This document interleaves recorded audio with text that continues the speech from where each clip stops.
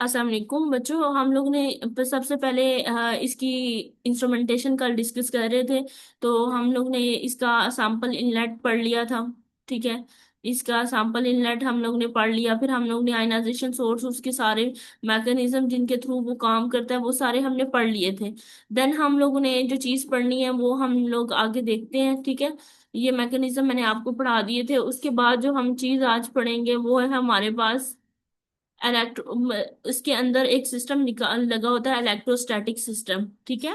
Electrostatic वो system है जिसमें से पॉजिटिव आयन, आयनाइजेशन सोर्स में से जो आयन आते हैं वो उस इलेक्ट्रोस्टैटिक सिस्टम में से गुजरते हैं। उस इलेक्ट्रोस्टैटिक सिस्टम के अंदर हमारे पास इलेक्ट्रिक फील्ड होता है जिससे वो पास करते हैं। ओके। इलेक्ट्रिक फील्ड होता है, उसमें दो तरह की प्लेट्स लगी होती हैं, एक एक्सेलरेटेड प्लेट होती है और एक रिपेलर प्लेट होती है। ये मैं आगे डायग्राम आप लोगों को दिखाऊंगी और उसमें मैंने आप लोगों को प्रॉपरली ये प्लेट्स दिखानी है तो आप लोगों को क्लियर हो जाएगा। ओके। ये अभी अगर किसी को समझ नहीं आ रही तो उधर क्लियर हो जाएगा। तो बच्चे, उधर ही हमारे पास इलेक्ट्रोस्टैटिक सिस्टम लगा होता है जिसके थ्रू हम लोग क्या करते हैं, ये सारी चीजें सिस्टम चलाते हैं, जिससे आयनाइजेशन सोर्स से जो इलेक्ट्रॉन आ रहे हैं, जिन्होंने क्या कराना है, किसी भी मॉलिक्यूल को, किसी भी कंपाउंड को क्या करवाना है, पॉजिटिव या मेटा स्टेबल आयन में कन्वर्ट करवाना है, वो क्या होते हैं, वो इलेक्ट्रॉन किससे गुजरते हैं, वो इलेक्ट्रिक फील्ड से गुजरते हैं। वो इलेक्ट्रिक फील्ड किसके दरमियान होती है, एक एक्सेलरेटर प्लेट और एक रिपेलर प्लेट के दरमियान होती है।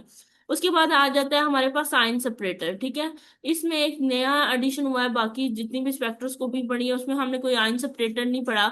लेकिन ये जो होते हैं ना, ये मैस आयंस को सेपरेट करते हैं अकॉर्डिंग टू देयर मैसेस। अब डिफरेंट मैसेस के आयन उधर ट्रैवल कर रहे होते हैं। ठीक है। तो ये अकॉर्डिंग टू देयर मैसेस उनको क्या करते हैं, सेपरेट करते हैं। इनको हम एनालाइजर्स कहते हैं। ठीक है। इनकी हाई रेजोल्यूशन होती है और इनका हाई रेट ऑफ ट्रांसमिशन होता है। ठीक है। High resolution and high rate of transmission. उसके बाद बच्चे हम नेक्स्ट बात करते हैं कितनी तरह के एनालाइजर होते हैं। ठीक है। आप लोगों को मैं ये बात बताऊं, पिछली दफा भी उन्होंने एनालाइजर के बारे में पूछा हुआ था, तो आप लोग आई थिंक सो जो है ना, एनुअल पेपर में अभी सप्लीट का तो हुआ नहीं है, एनुअल पेपर में उन्होंने ये पूछा हुआ था, तो आप लोग ने ये चीज ध्यान में रखनी है कि एनालाइजर्स पे भी नोट आ सकता है। कि वो उन्होंने शायद नाम पूछे हुए थे या क्या था, मुझे प्रॉपरली याद नहीं है, लेकिन एनालाइजर से क्वेश्चन था। तो ये हमारे पास कोई टीचर नहीं पढ़ाता क्योंकि ये इतना ज्यादा इंस्ट्रूमेंटेशन के अंदर आते नहीं है, क्योंकि बेसिकली हम जितनी भी स्पेक्ट्रोस्कोपीज की इंस्ट्रूमेंटेशन पढ़ते हैं उसमें हम एनालाइजर का इतना जिक्र नहीं पढ़ते। सबसे पहला हमारे पास है सिंगल फोकसिंग एनालाइजर, दूसरा डबल फोकसिंग, तीसरा क्वाड्रुपल एनालाइजर और चौथा है हमारे पास टाइम ऑफ फ्लाइट एनालाइजर। अगर आपको इनके नाम भी आते हैं ना तो आप तब भी जो है ना कुछ इनके बारे में लिख सकते हैं। बच्चे, जो सिंगल फोकसिंग है ना हमारे पास, वो मैग्नेटिक डिफ्लेक्शन एनालाइजर होता है और ये कॉमनली यूज्ड होता है। और ये जो कहते हैं ना कि ये जो होता है ना, इसमें समझे कि एक ही एनालाइजर है, उसने एक ही तरह के जो जो इलेक्ट्रॉन आ रहे हैं उनको एनालाइज करना है। ठीक है। और ये आपको डायग्राम करने की इतनी खास जरूरत नहीं है, आप इसकी थ्योरी कर लेंगे तो वो ही बहुत है आपके लिए। उसके बाद जिनकी डायग्राम करनी होगी वो उनकी डायग्राम बताऊंगी। जो बच्चे कर सकते हैं वो बेशक करें, लेकिन आप लोगों को बहुत ज्यादा इसकी डिटेल में जाने की जरूरत नहीं है। उसके बाद है डबल फोकसिंग एनालाइजर। ये भी, इसकी भी रेजोल्यूशन बच्चे हाई होती है। और जो है ना, इसमें जो होते हैं ना अ, दो टू आयन बीम जो होते हैं ना वो पास करते हैं, और वो क्या करते हैं, undetected by the separate collector. कहते हैं उसमें हमारे पास एक ही आयन बीम जो होता है ना, सिंगल फोकसिंग है ना, उसमें एक ही आयन बीम हमारे पास पास हो रहा होता है और वो सिंगल कलेक्टर उसको कलेक्ट कर रहा होता है।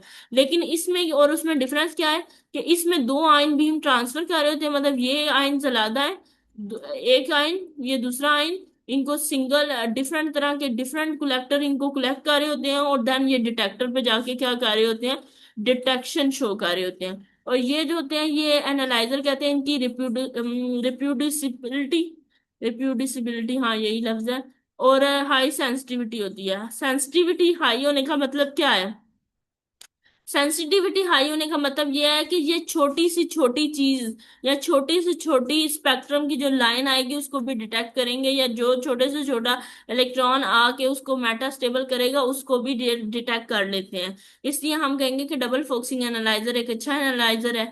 उसके बाद मतलब इसका एडवांटेजेस क्या है? ये एडवांटेजेस डबल फोकसिंग के ये हैं कि ये आइसोबैरिक आयन के लिए को भी डिटेक्ट करता है और इसकी एक्यूरेसी हाई है। लेकिन इसके डिसएडवांटेजेस में ये आ जाएगा कि लिमिटेड मैस रेंज है, कम्प्लेक्स है और हाई कॉस्ट है। ठीक है, यहाँ तक सबको समझ आ गई है? देन हम आगे देखते हैं। जी अभी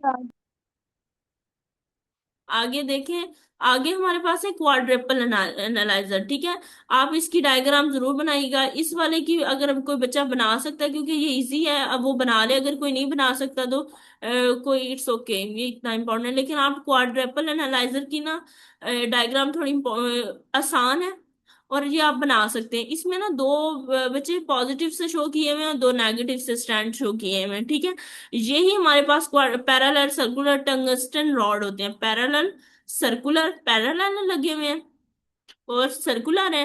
टंगस्टन के रॉड्स लगे होते हैं जो जो क्या करते हैं, विच फोकस आयन, वो आयन को फोकस करते हैं by oscillating with radio frequency. Radio frequency जो हमारे पास वो इलेक्ट्रॉन शो कर रहे होते हैं, ये उसको ऑसिलेट करवा के और उससे इससे ऑसिलेशन शो करके, ऑसिलेटिंग होता है मूव करना। जब वो फ्रिक्वेंसी के इलेक्ट्रॉन इनके पास आते हैं तो ये मूवमेंट शो करेंगे उस रेडियो स्पेसिफिक रेडियो फ्रिक्वेंसी पे भी कोई मूवमेंट शो करेंगे, उधर से ये एनालाइज करेंगे या फिर और देन इनको डिटेक्टर पे फॉल करवा देते हैं। ओके, इसकी डायग्राम बहुत इजी है। ये आपने सोर्स का एक डिब्बा सा बना देना है और ये आप लोगों ने इसे ऐसे याद रख लेना है। और यहाँ कोई वेवलेंथ सिलेक्टर लगा होगा या कोई भी हमारे पास आयनाइजेशन सोर्स सोर्स से अगर आ रहा है तो कोई सैंपल इनलेट लगा होगा। ये अगर इधर कुछ भी नहीं लिखा हुआ आप ना लिखें। ये इधर हमारे पास एनालाइजर लगा हुआ है क्वाड्रिपल, ये इसकी शेप आप याद रख लें तो बाकी तो सारे क्या है, हमारे पास बॉक्सेस ही बने हुए हैं। ये इसकी स्कीमेटिक डायग्राम आप लोगों को याद हो जाएगी और हम इसको कोई भी एसी या डीसी वोल्टेज दे सकते हैं। ओके, आप लोगों को मेरी आवाज बिल्कुल क्लियर आ रही है? अगर आवाज की डिस्टरबेंस हुई तो आपने मुझे बताना है। उसके बाद है कि हमारे पास है कि एडवांटेजेस क्या है इसके। इसके एडवांटेजेस ये हैं कि ये बड़ा ही सिंपल इंस्ट्रूमेंट है। नहीं, आपकी आवाज कट रही है। मेरी आवाज कट रही है? अच्छा। आपकी आवाज कट रही है। अच्छा, मैं ना देखती हूँ। अब एक दफा मुझे इंटरनेट देख लेने दे अपना।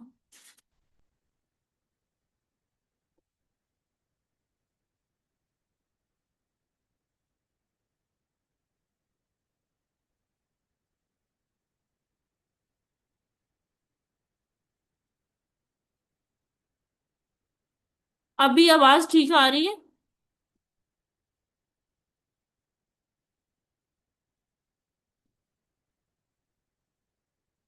हाँ जी, अब ठीक है आपकी आवाज। ओके, चलें। अब आप ना आप अपना कैमरा ऑफ कर दें, आपका कैमरा ऑन है। उसके बाद है कि हमारे पास एडवांटेजेस और डिसएडवांटेजेस की बात करते हैं। डिसएडवांटेजेस तो इसके यही है कि इसकी लिमिटेड मैस रेंज है, वो सिंपल पिछले वाले की तरह, और इसकी रिजॉल्विंग पावर लिमिटेड है। लेकिन अगर इसके एडवांटेजेस की बात करें तो वो ये है कि ये थोड़ा एज कम्पेयर टू डबल, ये इंस्ट्रूमेंट थोड़ा सिंपल है, लो कॉस्ट है और रोबस्ट टेक्निक है। रोबस्ट टेक्निक का मतलब क्या है, कोई बता सकता है?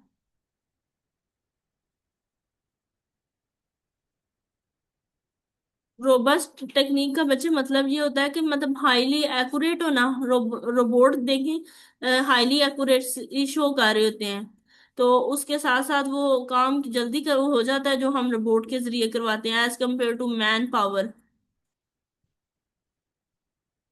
ये चीज इसका मतलब ये होगा।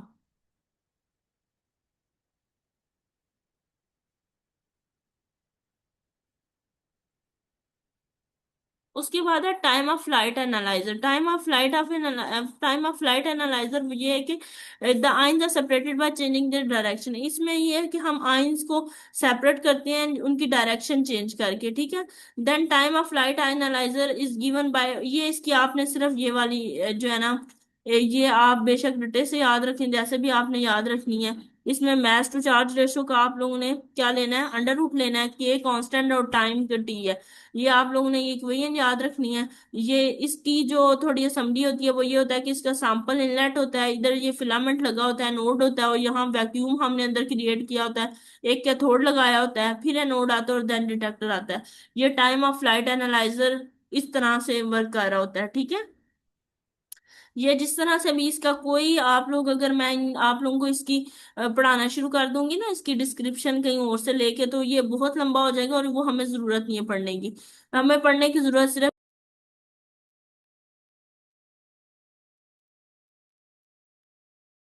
अभी आप लोगों को मेरी आवाज आ रही है?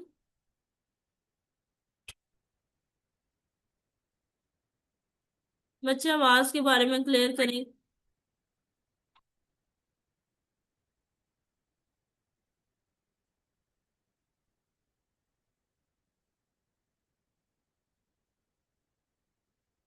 फारिया, मेरी आवाज आ रही है आपको?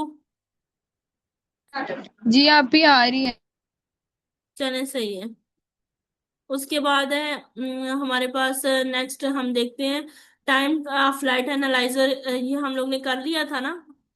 उसके बाद इसके एडवांटेजेस क्या है टाइम ऑफ फ्लाइट के एनालाइजर के, ये है कि ये आइंस को डिटेक्ट कर लेता है, एक ही टाइम में एक्यूरेट है, और उसकी भी रिजल्ट, सबके एडवांटेजेस सेम ही है।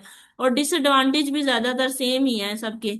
लेकिन डिसएडवांटेज टाइम ऑफ फ्लाइट का ये है कि इसमें वैक्यूम रिक्वायर होता है, और आपको पता है वैक्यूम किसी भी कंडीशन में जब हमने वैक्यूम मेंटेन करना होता है ना, तो वैक्यूम टोटली 100% वैक्यूम मेंटेन करना बड़ा ही मुश्किल काम है, ठीक है। उसलिए ना ये थोड़ा एक्सपेंसिव भी हो जाता है। रिकैलिब्रेशन की अगर हम बात करें तो recalibration is required after every use. Recalibration मतलब क्या है?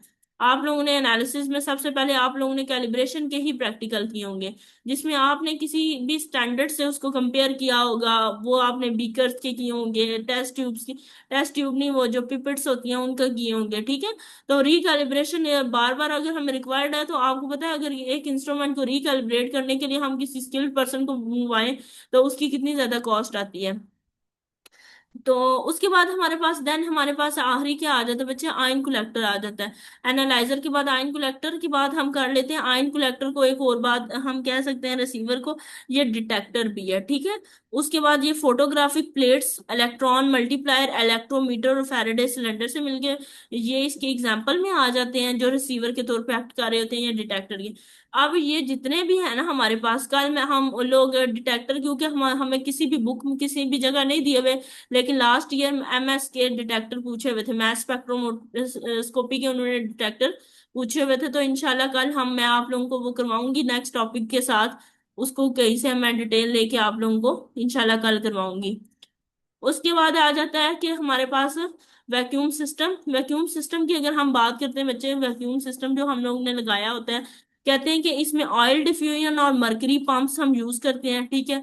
उसके बाद हाई वैक्यूम इज मेंटेन, इसमें हम हाई वैक्यूम, अभी ये मैथ्स टू चार्ज क्या बोल रही हैं आप? अभी ये मैथ्स टू चार्ज होता है या चार्ज टू मैथ्स होता है? और दूसरी बात ये पूछनी थी कि इंस्ट्रूमेंटेशन अगर हम इतना करें किसी की भूल जाती है तो हम सबके अंदर यूवी और विजिबल वाली लिख सकते हैं? क्या चीज आपको भूल जाती है? अगर इंस्ट्रूमेंटेशन भूल जाती है तो हम यूवी बच्चे और दूसरे विजिबल वाली सबकी लिख फिर भी सकते सेम है हैं? इंस्ट्रूमेंटेशन, लेकिन मैथ स्पेक्ट्रोस्कोपी की इंस्ट्रूमेंटेशन बिल्कुल डिफरेंट है। मैं एमएस बिल्कुल डिफरेंट तरीके से काम करता है दूसरों से। बाकी में तो आप देखें ना, लेकिन अच्छा। आप ये नहीं कर सकते कि आईआर की उठा के आप एनएमआर में लिख देंगे, चीजों के नाम सेम है, उनके आगे सोर्सेज की टाइप्स आप देखेंगे तो डिफरेंट है। मैंने आपको बोला था कि याद रखने की नियत से आप देखिए, अगर आपको कुछ भी उधर याद नहीं आ रहा तो आप कुछ लिख के जरूर आए कि कोई सैंपल सोर्स होता है, देन हमारे पास वेवलेंथ सिलेक्टर्स आते हैं, देन हमारे पास जो है हम लोग ने कोई सैंपल इनलेट डाला होता है उसके अंदर।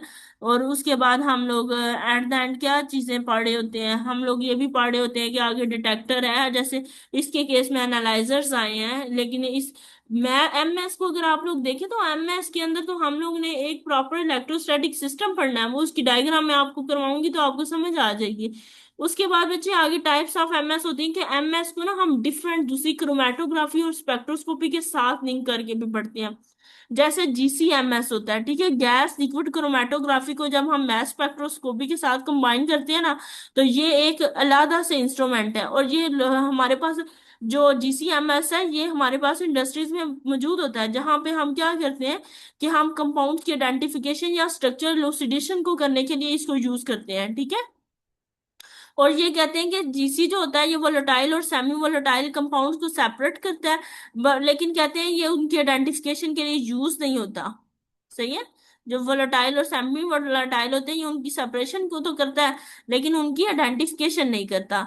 उसके बाद कहते हैं कि the only incompatibility in the pressure programming between, कहते हैं ये सिर्फ इनकम्पैटिबिलिटी इसकी ये वाली, कि ये आइडेंटिफिकेशन क्यों नहीं करता वोलेटाइल और इनवोलेटाइल की, ये इसके प्रेशर प्रोग्रामिंग सिस्टम की वजह से आती है, ठीक है।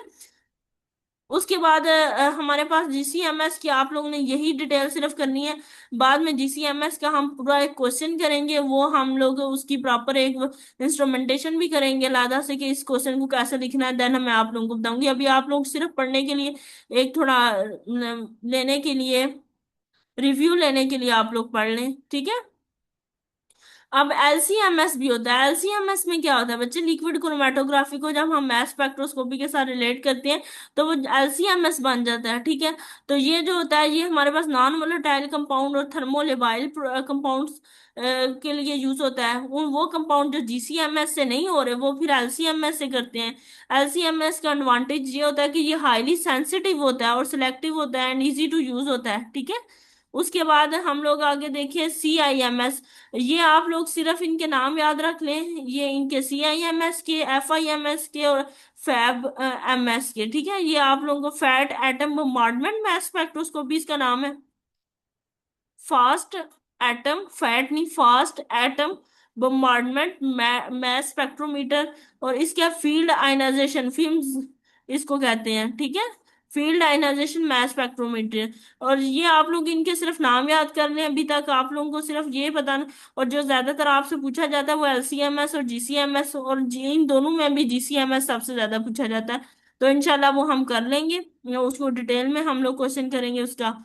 और बच्चे आप लोगों को ये वाला क्वेश्चन, ये वाली पीक्स करने की जरूरत नहीं है, क्योंकि इंटरप्रिटेशन हमारे पेपर्स में नहीं पूछी जाती, हमारे पेपर्स में इंस्ट्रूमेंटेशन ही पूछी जाती है। इंटरप्रिटेशन का इतना जिक्र नहीं है, ठीक है। तो ये आप लोगों को करने की जरूरत नहीं है। जो चीजें मैंने आप लोगों को इस टॉपिक में करवाई हैं वो मैं दोबारा आप लोगों को बता देती हूँ। हमने बच्चे इसमें जो पढ़ना था वो इंट्रोडक्शन पढ़ा था हमने। इसके बाद हमने इसका प्रिंसिपल पढ़ा था जो आप लोगों को सही से आना चाहिए। उसके बाद हम लोग ने इसकी इनकी थ्योरी पढ़ी। उसके बाद इंस्ट्रूमेंटेशन स्टार्ट की। इंस्ट्रूमेंटेशन में मैंने सैंपल इनलेट के बारे में आपको बताया। फिर उसकी टाइप्स पढ़ के फिर हमने आयनाइजेशन सोर्स और उसके मैकेनिज्म पढ़े। उसके बाद मैकेनिज्म को करने के बाद देन हम लोग ने क्या किया कि इलेक्ट्रोस्टैटिक सिस्टम मतलब को पढ़ा। फिर हम लोग ने आयन सेपरेटर, ये हमने आज ही पढ़े हैं। आयन सेपरेटर की चार टाइप्स पढ़ी हैं एनालाइजर्स की। आयन सेपरेटर दरअसल एनालाइजर्स ही हैं, उनकी चार टाइप्स पढ़ी हैं, जिनकी डायग्राम्स करनी थी वो मैंने आपको बताई हैं। फिर हमने टाइप्स ऑफ मैस स्पेक्ट्रोस्कोपी में हमने GCMS और LCMS के बारे में थोड़ा पढ़ा है, लेकिन इसके बारे में मैंने जितना आपको बताया आप लोग को उतनी करने की जरूरत है, ये नहीं आती। और CIMS फिल्म्स और फैब MS के बारे में मैंने आपको बताया कि इनके नाम याद रख लें। देन अगर हम इसकी एप्लीकेशंस के बारे में देख लें, मैस स्पेक्ट्रोस्कोपी की एप्लीकेशन, तो ये आइसोटोपिक कंपोजिशंस को डिटरमाइन करने के लिए, ट्रेस गैस एनालिसिस के लिए, characterisation of polymer, detection of steroid, determination of anaesthetic. आप कोई भी ड्रग्स जितना जो आपको ये नहीं भी याद होती आप किसी का भी लिख दें, कि एंटीबायोटिक्स की आइडेंटिफिकेशन करने के लिए, वोलेटाइल आयल्स की, वोलेटाइल कंपाउंड्स की करने के लिए, सेमी वोलेटाइल की करने के लिए, आप इस तरह से खुद से लाइनें बना के लिख सकते हैं, ठीक है। क्यों? क्योंकि ये जो प्रोसेस है ये मल्टीपल चीजों के लिए यूज होते हैं। फार्माकोकाइनेटिक स्टडी के लिए यूज होते हैं, स्ट्रक्चरल इलूसिडेशन के लिए यूज होते हैं, प्योरिटी ऑफ कंपाउंड्स के लिए यूज हो रहे होते हैं, ऑयल डिपॉजिट जो होते हैं हमारे पास उनको डिटेक्ट करने के लिए। अब रॉक्स के अंदर ऑयल जो डिपॉजिट है उनके उनको डिटेक्ट करने के लिए हम लोग ये GCMS को यूज कर रहे होते हैं, ठीक है। तो ये डिफरेंट टेक्निक है हमारे पास बच्चे, जो हम लोग ने डिटेक्शन ऑफ अननोन कंपाउंड के बारे में पढ़नी है, उसी में से एमएस भी एक टेक्निक थी जो हम लोग ने पढ़ी है, ठीक है। तो आई होप सो कि आप लोगों को समझ आई होगी। और हम लोग अब मैं आप लोगों को एक डायग्राम दिखाऊंगी जो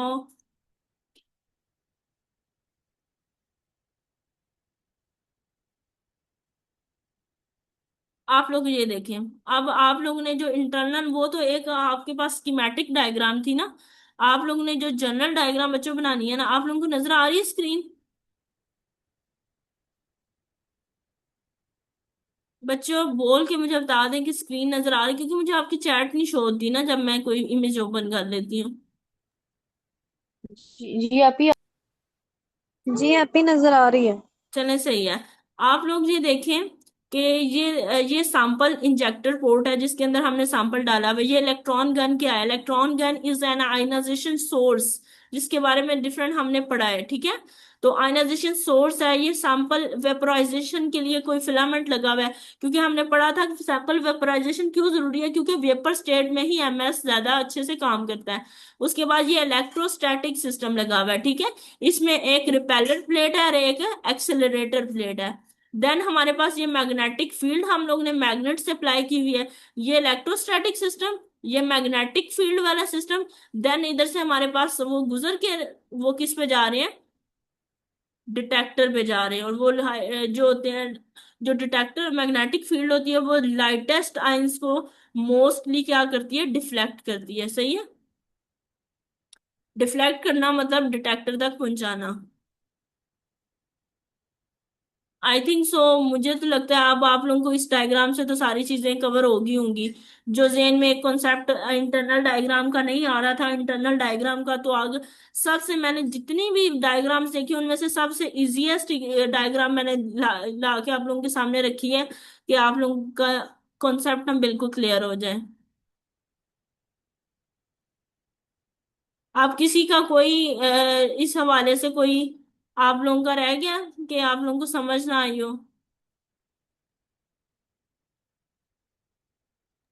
नहीं आप ही आ गई है समझ। जी आ गई है। चले, कल हम लोग ने बच्चे, मैंने आप लोगों को क्या काम दिया था कल का? मैं रिकॉर्डिंग ऑफ कर रही हूँ क्योंकि आज का लेक्चर तो इतना ही है। अब आप लोगों के क्वेश्चन मैं ले लूंगी। चलें ठीक है, आप लोग इसको पढ़िएगा। लेकिन अब हम लोग जो है ना, मैं आप लोगों के क्वेश्चन लूंगी और साथ में हम लोग क्या करेंगे?